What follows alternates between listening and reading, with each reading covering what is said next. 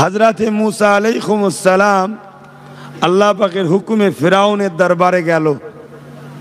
ফিরাউন ৭০,০০০ জাদুকর নিয়ে এসছে মুসা নবীকে অপমান করবে।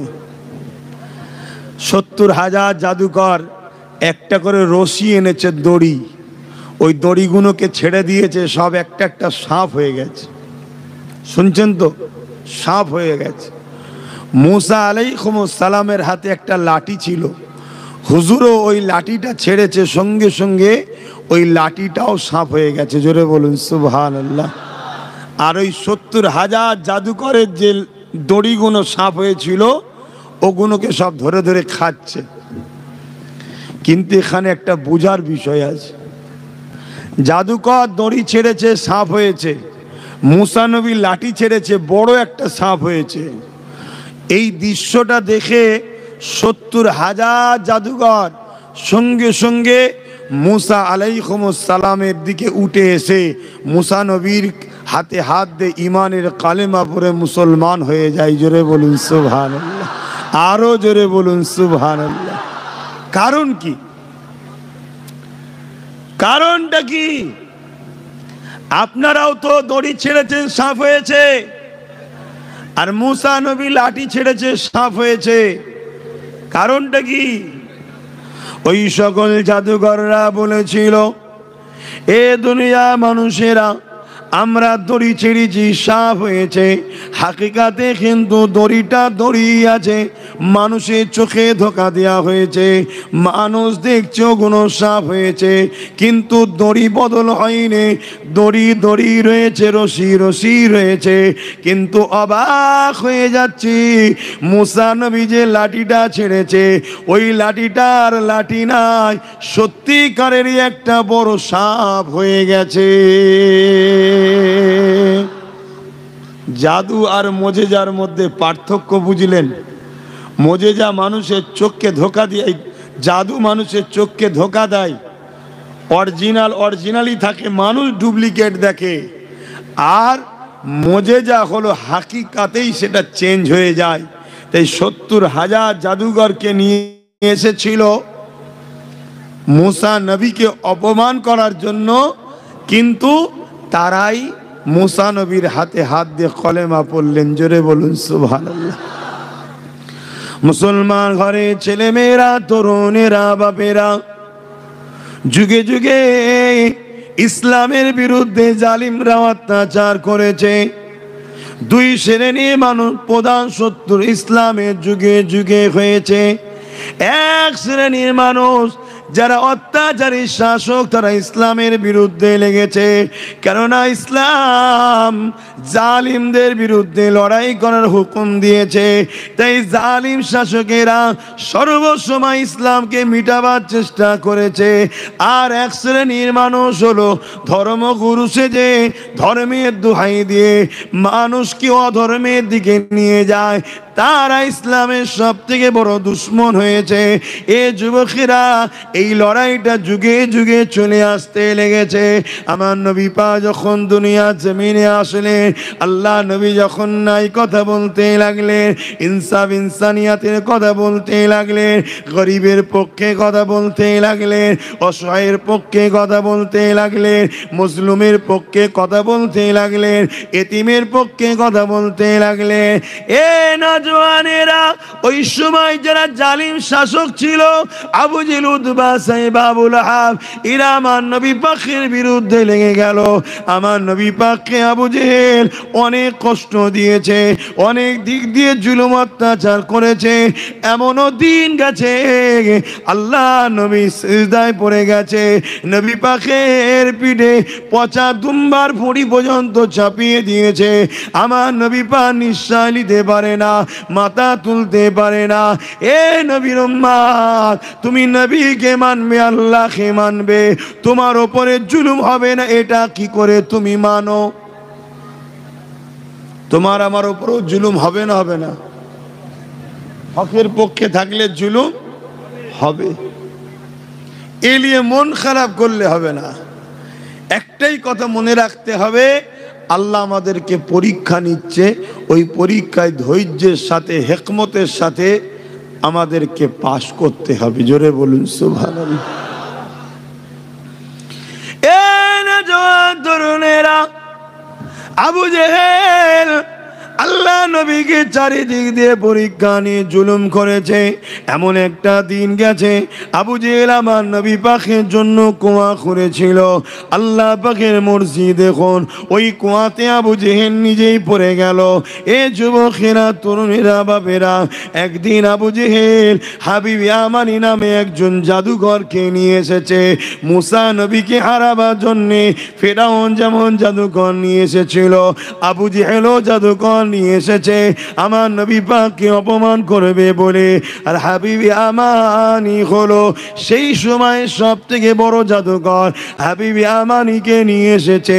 হাবিব ইয়ামানি আমার নবী পাকের কাছে গেছে, আমার নবী পাককে প্রশ্ন করতে লেগেছে, এ মুহাম্মদ শুনলাম নাকি আপনি নবী দাবি করেছে। আল্লাহ নবী জানিয়ে দিলেন, লা ইলাহা ইল্লাল্লাহ আনা মুহাম্মাদুর রাসূলুল্লাহ। ওই সময় হাবিব ইয়ামানি বলতে লাগলো, হে মুহাম্মদ, তুমি যে নবী দাবি করছো, তুমি আমাকে কিছু দেখাও। আল্লাহ নবী বললেন, কি দেখতে চাও? হাবিব ইয়ামানি বলল, আসমানে কিছু দেখার। আল্লাহ নবী ওই সময় আসমানের দিকে মুখটা তুললেন। পূর্ণিমার চাঁদ উঠেছিল আকাশে। আমার নবী পাক বলতে লাগলো, এ হাবিব ইয়ামানি রে, এই আকাশের চাঁদটা কি দুটুকরো করে দেবো? হাবিব ইয়ামানি অবাক হয়ে গেল, কেননা চাঁদ কি দুটুকরো কখনো করা যায়? কিন্তু হাবিব ইয়ামানি জানে না, জিনার সঙ্গে কথা বলছি, ওই চাঁদটাও ইনারি নূর থেকে তৈরি।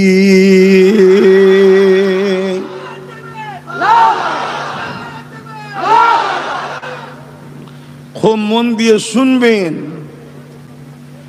কথা বলতে হয়তো কষ্ট হচ্ছে, কিন্তু কথাগুলোকে শুনুন। হাবিব ইয়ামানি আর কোনো উত্তর দিচ্ছে না, কেন? তার মুখের বল হারিয়ে গেছে। যে চাঁদ দুটুকরো করবে বলছে, এটা কি করে হয়? আর হাবিব ইয়ামানি ছিল তৎকালীন সময় পৃথিবীর সব থেকে বড় জাদুকর। তাই হাবিব ইয়ামানি জানে জাদু জমিনের ওপরে চলে, আসমানে নয়। তাই প্রশ্নটা নবীকে আসমানের বিষয়ে করেছে। মুহাম্মদ রসুল যদি আসমানে কিছু দেখায়, তাহলে হাবিব ইয়ামানি জানবে ইনি জাদুকর নয়, ইনি নবী। কারণ নবীদের পাওয়ার সব জায়গায় চলে। জাদুকর দুনিয়াতে মানুষকে ধোঁকা দেয়, চোখে মানুষকে তার ধোঁকা দিয়ে তাকে ভুল দেখায়। তাই রসুল যখন বললেন চাঁদটা দুটুকরো করব, হাবিব ইয়ামানি তো অবাক, যেটা কি করে হতে পারে। আল্লাহ নবী আর কোনো কথা না বেরিয়ে আসমানের দিকে আঙুলটা তুলে চাঁদের দিকে ইশারাটা যখন করলো, সঙ্গে সঙ্গে আমার নবী পাকের ইশারা পাওয়ার সাথে সাথে চাঁদও যে নবী পাকের উম্মত, নবী পাকের যে গোলাম, ওই গোলামের পরিচয় দিতে লাগলো। এ যুবকেরা, আমরাও নবীর উম্মত দাবি করি, আমরাও নবীর গোলাম দাবি করি, কিন্তু কারো হাতে যদি একটা অস্ত্র দিয়ে বলা হয় তোমাকে পুরো নিজের গর্দান কাটতে হবে না, কলিজা খানা বার করে দিতে হবে না, নবী পাকের প্রেমে শুধু একটা উংলি কেটে দেখাও, আমরা কতজন পারবো? এ যুবকের অবাক বিষয় শুনুন, আকাশের চাঁদটা আমার নবী পাকের ভালোবাসায়, নবী পাকের গোলামিতে নিজেকে দুটুকরো করে দিয়েছিলেন।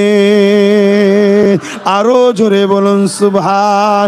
এ নওজোয়ান তরুণেরা, শুধু দুটুকরো হয়ে গেছে নয়, এক পালি পাহাড়ের এ মাথাতে আর এক পালি পাহাড়ের ওই মাথাতে মধ্যরাত পর্যন্ত এই চাঁদটা দাঁড়িয়েছিল। হাবিব ইয়ামানি অবাক হয়ে গেল। হাবিব ইয়ামানি বুঝতে পেরে গেলেন এ আর কোনো জাদুকর নয়। কিন্তু হাবিব ইয়ামানি তখনও কলেমা পড়েনি। এদিকে আবু জেহেল বলতে লেগেছে, ও হাবিব ইয়ামানি, দেখেছো মুহাম্মদ কত বড় জাদুকর, তাহলে আমার রাসূলুল্লাহর বিরুদ্ধে মিথ্যা প্রচার যারা করে তাদেরকে আবু জেহেল বলা হয়। সেদিন বড় আবু জেহেল করেছিল, আজকে ছোট খাটো আবু জেহেল এই জমিনের ওপরে আছে না নাই? দাড়িওয়ালা সেজেও আবু জেহেল আছে না নাই? টুপি পরেও আবু জেহেল আছে না নাই? আবার প্যান্ট শার্ট পরেও আবু জেহেল আছে।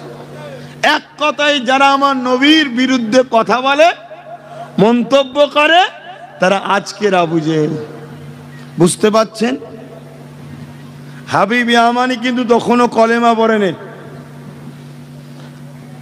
হাবিব ইয়ামানি আমার রসুলকে বলছে যে মুহাম্মদ বলতে পারবেন যে আমার অন্তরে একটা কষ্টদায়ক কথা আছে, এই কথাটা কি?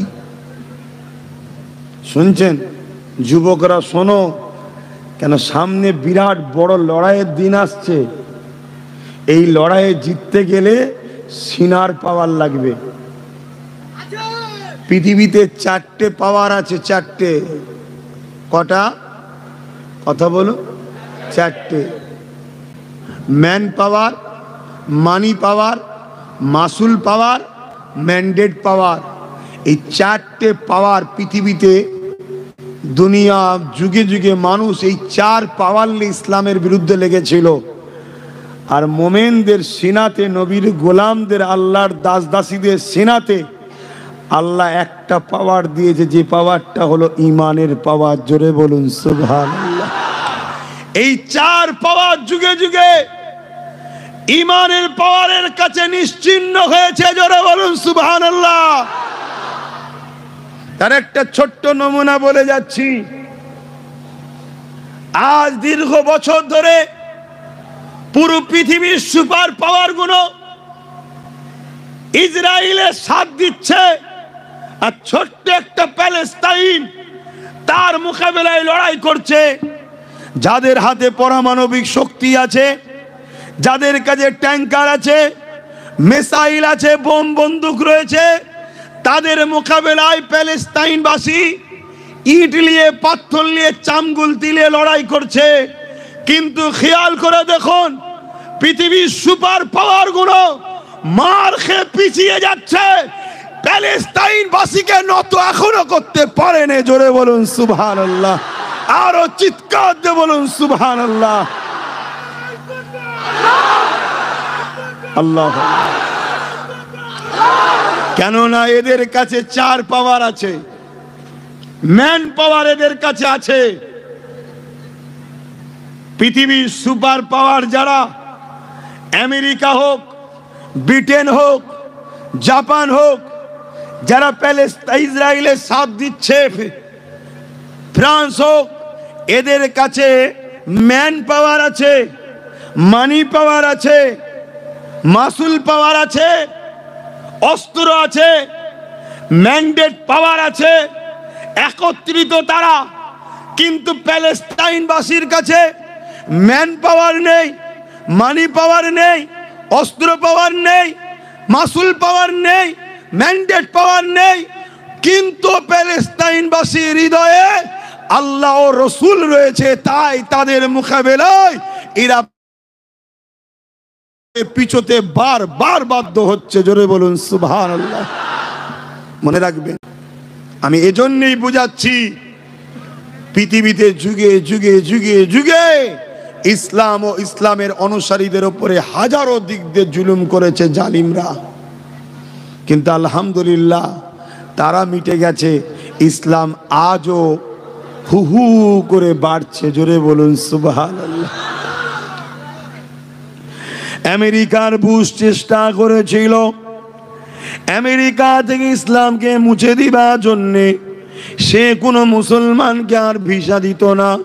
আমেরিকার বুশ চেয়েছিল আমেরিকাতে ইসলামকে রাখবো না, কিন্তু আমার আল্লাহ, ওই বুশেরই একটা কন্যা ছিল, পুত্র সন্তান ছিল না, কন্যা সন্তান ছিল। ওই কন্যা সন্তানকে আমার আল্লাহ পাক ইমানের কলেমা পড়িয়ে মুসলমান বানিয়েছে।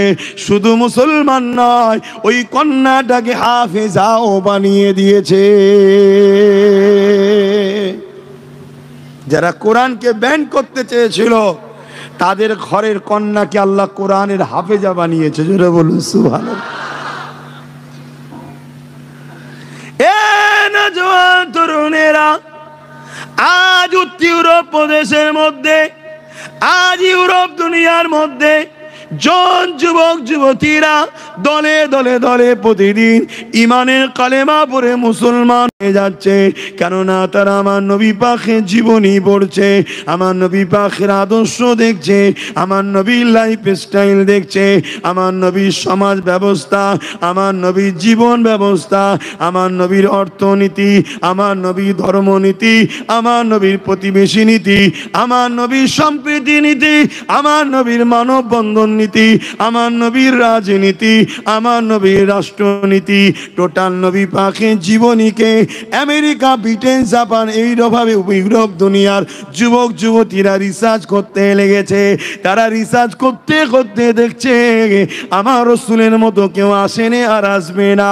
তাই তাদের ঘরের যুবক যুবতীরা দলে দলে দলে দলে ইমানের কালেমা পড়ে মুসলমান হয়ে যাচ্ছে। আরো জোরে বলুন সুবহান।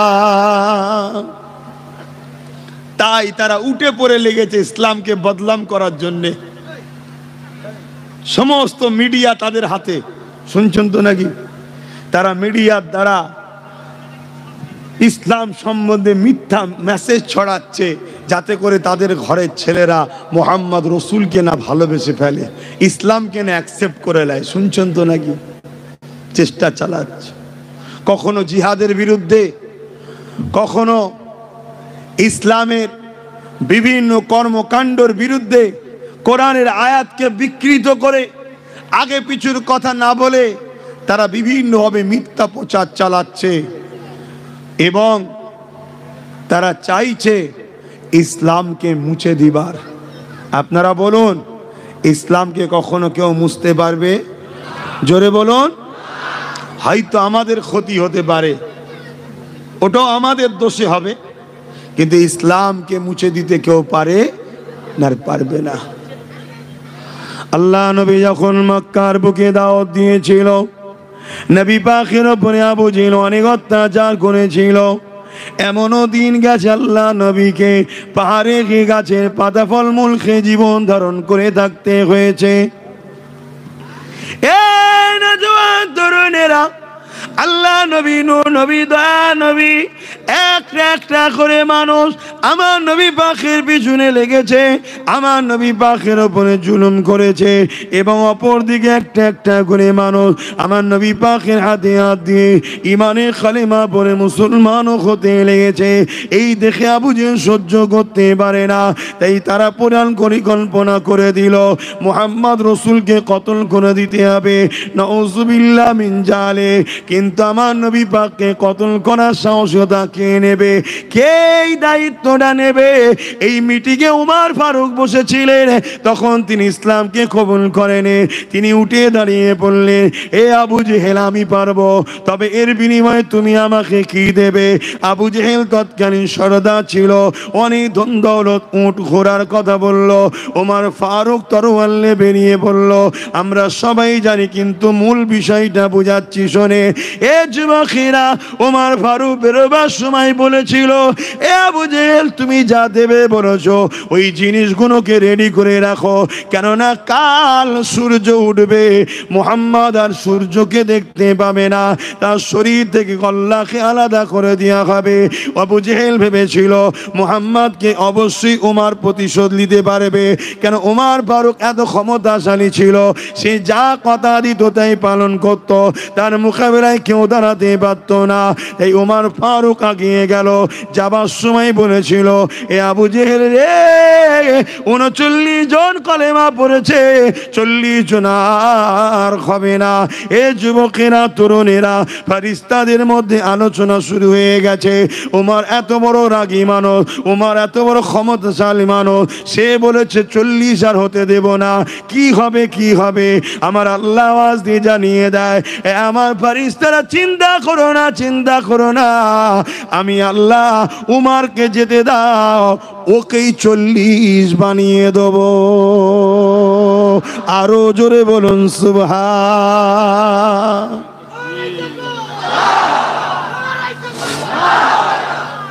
ইসলামকে যারাই মিটাতে চেয়েছে, আমার আল্লাহ তাদের ঘরেই ইসলামের ঝান্ডা ধরার লোক করে দিয়েছে। জোরে বলুন সুবহানাল্লাহ। আমার ভারতবর্ষের বাবরি মসজিদে যিনি প্রথম আঘাত দিয়েছিলেন, আল্লাহ তিনাকে কলেমা পড়িয়ে আজকে 100-র কাছাকাছি মসজিদ তৈরি করাচ্ছে। জোরে বলুন সুবহানাল্লাহ। অতএব ইসলাম ছিল, আছে, থাকবে। এটাকে মিটাবার মতো কোনো মা সন্তান জন্ম দেয়নি, শুনছেন? কিন্তু আমরা ইসলাম থেকে দূরে সরে যাওয়ার জন্য হয়তো আমাদের ক্ষতি হবে, আমাদের ক্ষতি হবে। কেননা ইতিহাসের পাতা সাক্ষী দিচ্ছে, চিঙ্গিস খান বলে একটা জালিম শাসক ছিল, নাম শুনেছেন? সেও চেয়েছিল ইসলামকে মিটিয়ে দেব। আজও যেমন কেউ চাইছে ওয়াকাফকে দখল করে নিয়ে মসজিদ, মাদ্রাসা, কবরস্থান, খানকা, দরগা, ইসলামের পেহচানগুলোকে মিটিয়ে দেব, চিঙ্গিস খানও চেয়েছিল ইসলামকে মিটিয়ে দেব। 1 কোটির ওপরে মুসলমানকে মেরেছিল, কয়েক লক্ষ হাফেজ আলেম মৌলানাকে শহীদ করে দিয়েছে। কিন্তু মনে রাখবেন, চিঙ্গিস খান মিটে গেছে, আজও 200 কোটির ওপরে পৃথিবীতে কোরআনের পক্ষে মানুষও রয়েছে। জোরে বলুন সুবহানাল্লাহ। অতএব ইসলাম ছিল, আছে, থাকবে কিয়ামত পর্যন্ত। যেদিন আল্লাহ তুলে নেবে সেটা আল্লাহর ইখতিয়ার, কোনো মায়ের লালের ক্ষমতা না ইসলামকে মিটাতে পারে। বুঝতে পারছেন আপনারা? খুব ভালো করে বুঝুন। চিঙ্গিস খানের মতো জালিম একদিন বেশ কিছু উলামাদের ঘরে ধরেছে, শুনছেন? উলামাদের ঘরে ধরেছে, ধরার পরে তাদেরকে 3টে কাতারে লাইন দিয়েছে, 3টে কাতারে। আর জাল্লাদকে বলছে এক এক করে কল্লা উড়িয়ে দাও। আরে সন্ত্রাস তো ইরা, জঙ্গি তো ইরা। কোরআন ও সুন্নাহর বিরুদ্ধে যারাই কথা বলে তারা হলো পৃথিবীর সবথেকে বড় সন্ত্রাস ও জঙ্গি, ঠিক না বেঠিক? তো ভাইরা আমার, চিঙ্গিস খান এভাবে হুকুম করলো, এই আলেমদের ঘরে একটা একটা করে কতল করছে। তো প্রথম লাইনে একজন বুজুর্গ মানুষ ছিলেন, আলেম, একটু বুজুর্গ আলেম, বয়স্ক আলেম। তিনি এই দৃশ্যটা দেখে একটার পর একটা আলেমের কল্লা কাটা হচ্ছে, তাই পিছন কাতারে চলে গেছে। চিঙ্গিস খান দেখেছে, কিছু বলেনি। প্রথম কাতারে সব কটার কল্লা উড়িয়ে দেওয়া হলো। দ্বিতীয় কাতারের আলেমদের ঘরে আবার কল্লা উড়ানোর হুকুম দিল চিঙ্গিস খান। জাল্লাদ একটার পর একটা কল্লা উড়াচ্ছে। যুবক শোনো, ইসলাম এমনি এমনি আসেনি, অনেক ত্যাগ স্বীকার করতে হয়েছে। কিন্তু আজকে তোমাদের ভুলের কারণে, তোমাদেরই অন্যায় করার কারণে, তোমাদের সামান্য ভিক্ষা লিবার কারণে আজকে আমার ভারতবর্ষ, পশ্চিম বাংলা তো ইসলামের বিরুদ্ধে আওয়াজ হচ্ছে। এটা তোমার আমার দোষে। আজকে যেখানে কোরআনের মাহফিল হচ্ছে, যারা হক পক্ষে কথা বলার মান উলামা, তাদের মাহফিলগুলোতে বাধা দেওয়া হচ্ছে। আজকে মাদ্রাসাগুলোকে টার্গেট করা হচ্ছে। যারা হকের পক্ষে কথা বলে তাদেরকে টার্গেট করা হচ্ছে। কেন? এর জন্য দোষী আমার কওমের মানুষ আমরা। টার্গেট যারা করছে তাদেরকে তো আমরাই মারপিট করে ক্ষমতায় এনেছি। কথা ভুল বলছি নাকি? অতএব জবাব কিন্তু আল্লাহর কাছে দিতে হবে। তো চিঙ্গিস খান দ্বিতীয় লাইনের উলামাদের ঘরে কতল করার হুকুম দিল। একটার পর একটা কতল যখন করছে, ওই বুজুর্গ উলামাটা যিনি প্রথম কাতার থেকে দ্বিতীয় কাতারে চলে গিয়েছিলেন, উনি তৃতীয় কাতারে চলে গেলেন। দ্বিতীয় কাতারে যখন সবাইকে কতল করে দেওয়া হয়েছে, তখন চিঙ্গিস খান বলছে, এ মাওলানা, তুমি এবার কোথায় পালাবে? তুমি কোথায় পালাবে? কি হবে তোমার এবারে? প্রথম কাতার, দ্বিতীয় কাতার, এবারও তো শেষ কাতার, তুমি যাবে কোথায়? ওই উলামা বলছে, আমার আল্লাহ আছে আমার জন্য। জোরে বলুন সুবহানাল্লাহ। আরো জোরে বলুন সুবহানাল্লাহ। এই রকম টাইমে এরকম সময়ে মুখ দিয়ে আল্লাহ আছে বিশ্বাস, একেই বলা তো ইমানদার, একেই তো বলে ইমানদার। চিঙ্গিস খান রেগে গিয়ে হুকুম করলো কতল করো, শুধু হুকুমের কথাটা বেরিয়েছে, হঠাৎ করে চিঙ্গিস খান যে ঘোড়ার উপরে ছিল ওই ঘোড়া ছুটতে শুরু করেছে। ছুট তো ছুট, পুরো খ্যাপা টাইপের ছুট, এদিকে লাপায় ওদিকে লাপায়, কোনোভাবে থামছে না। খোদার যখন মার হয় পৃথিবীর কেউ ঠেকাতে আর পারে না। জাল্লা সহ যত সৈন্য সামন্ত ছিল চিঙ্গিস খানের ঘোড়াকে থামাবার জন্য সবাই ছুটেছে, কিন্তু এই ঘোড়াকে কোনোভাবে থামাতে পারে না। একটা সময় চিঙ্গিস খানের পা ফসকে গিয়ে এক পা ঝুলেছে আর এক পাতে ফসকে গিয়ে জমিনে পড়েছে। এই মাথা জমিনে লাগছে, একটা একটা পাথরে আঘাত হচ্ছে, কখনো চোখ বেরিয়ে যাচ্ছে, কখনো ঘিলু বেরিয়ে যাচ্ছে। এভাবে ছিন্ন বিচ্ছিন্ন হতে হতে হতে যতক্ষণ না চিঙ্গিস খান মরেছে ওই ঘোড়াটা দৌড়ানো বন্ধ করেনি। যখন মরে গেছে তখন ঘোড়া দাঁড়িয়েছে।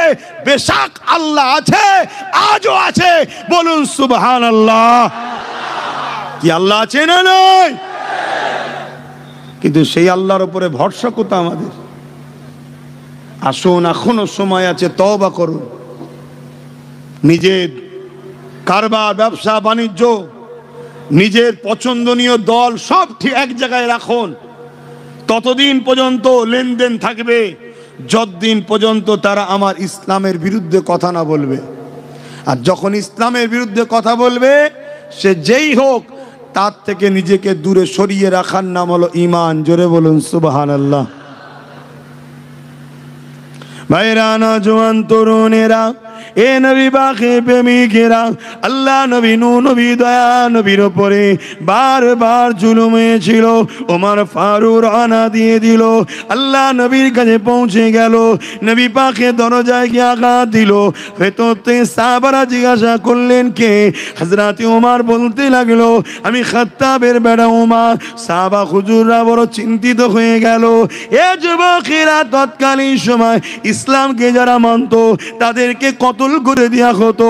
আজও যেমন আমার ভারতবর্ষের বুকে বিভিন্ন জায়গায় মুসলমানদের ঘরে টার্গেট করে গুলি করা হচ্ছে, মুসলমানদের ঘরে টার্গেট করে হত্যা করে দেওয়া হচ্ছে, মবলিগের নামে মুসলমানদেরকে মেরে দেওয়া হতে লেগেছে। তৎকালীন সময়েতে আবু জেল, উতবা, সাইবা যারা কলেমা পড়েছে তাদেরকে বিভিন্নভাবে জুলুম করে হত্যা করেছে।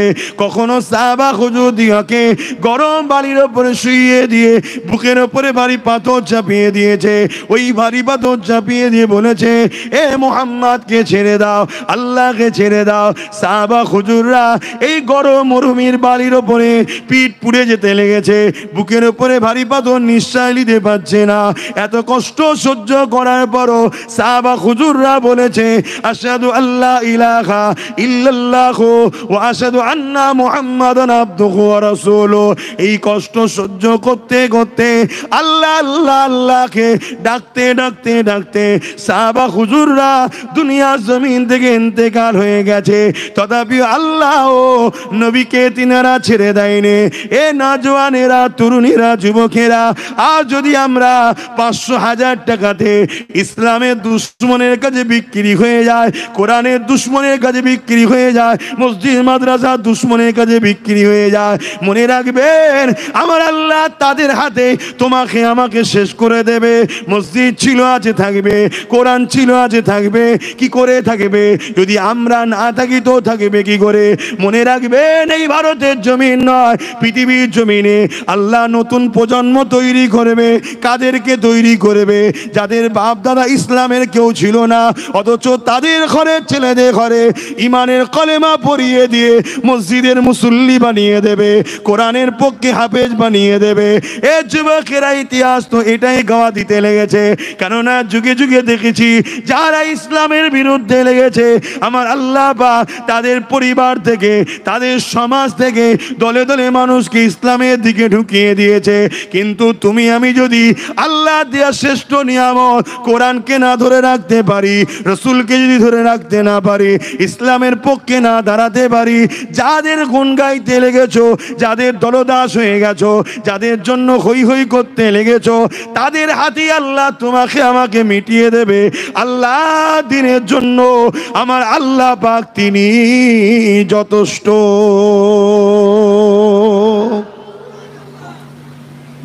আজ বুঝছেন তো নাকি মাইকে? অত এনেছেন একটু বুঝাচ্ছি, ধৈর্য আছে তো নাকি?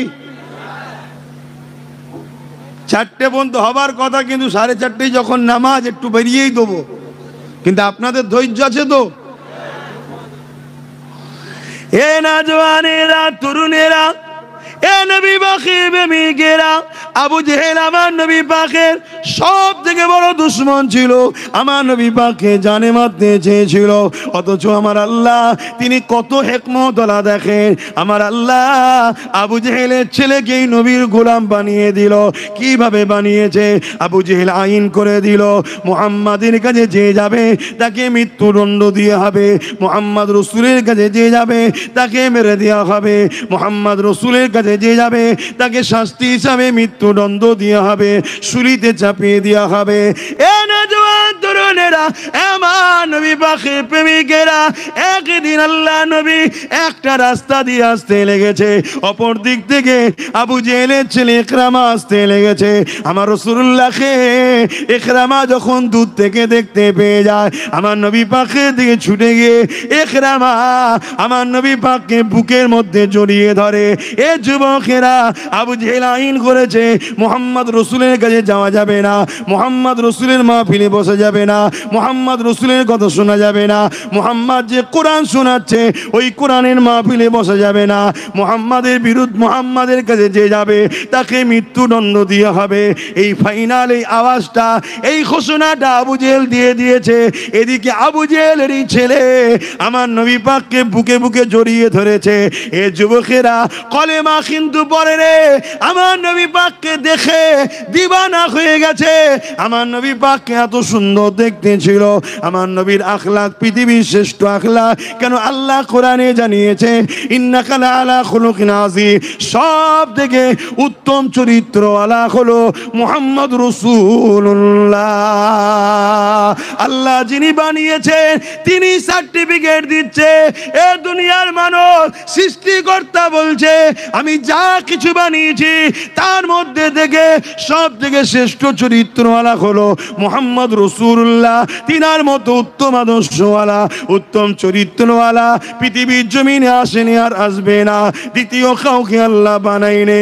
তাই ইকরামা আমার রাসূলুল্লাহকে দেখে বুকে জড়িয়ে ধরেছে।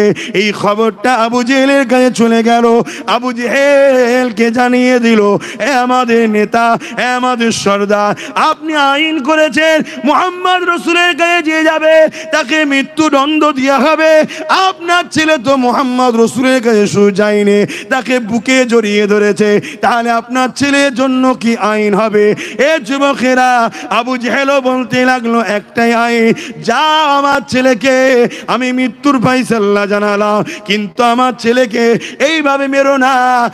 আমি একজন সর্দার, নেতা, লিডার, আমার ছেলেকে এইভাবে মারা হয় সমাজের কাছে একটা বদনাম হয়ে যাবে। এ আমার ছেলেকে জঙ্গলে নিয়ে যে বেঁধে দাও, হিংস্র জন্তুরা আমার ছেলেকে খেয়ে নেবে। ইকরামাকে বেঁধে দেওয়া হলো। জঙ্গল থেকে হাজারো মানুষ এসছে, হাজারো জীব জন্তু আসতে লেগেছে, কিন্তু ইকরামার কাছে এসে গোল করে সবাই দাঁড়িয়ে গেছে, সবাই ইকরামাকে দেখতে লেগেছে। কেউ খাচ্ছে না, কেউ আগে আসছে না। ইকরামা বলতে লেগেছে, এ জঙ্গলে হিংস্র পশুরা, কেন তোমরা আমাকে খাচ্ছ না?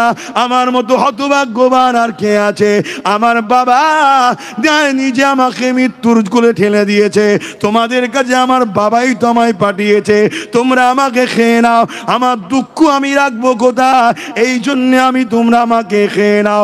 এই সময় দেখা যায় ওই জন্তুদের দলের কাঁটা চিরে চিরে এক বিরাট বড় বাঘ আগিয়ে এসে আমল করে জবান থেকে মানুষের ন্যায় কথা বার করতে লেগেছে। আমার আল্লাহ পাকের ক্ষমতা আছে না নাই? এই যুবকেরা জবান দিয়ে বলতে লেগেছে, একরামারে তোমাকে খাবো না, তোমাকে খাবো না। অবশ্যই মানুষের গোশত আমাদের বড় প্রিয়, মানুষকে খেতে আমাদের বড় ভালো লাগে, কিন্তু তোমাকে খাবো না। কেননা তোমার শরীর থেকে সাইয়্যিদুল মুরসালিন রাহমাতাল লিল আলামিন নবী মুহাম্মদ রাসূলুল্লাহ খুশবু বাহির হচ্ছে। আরো জোরে বলুন সুবহান।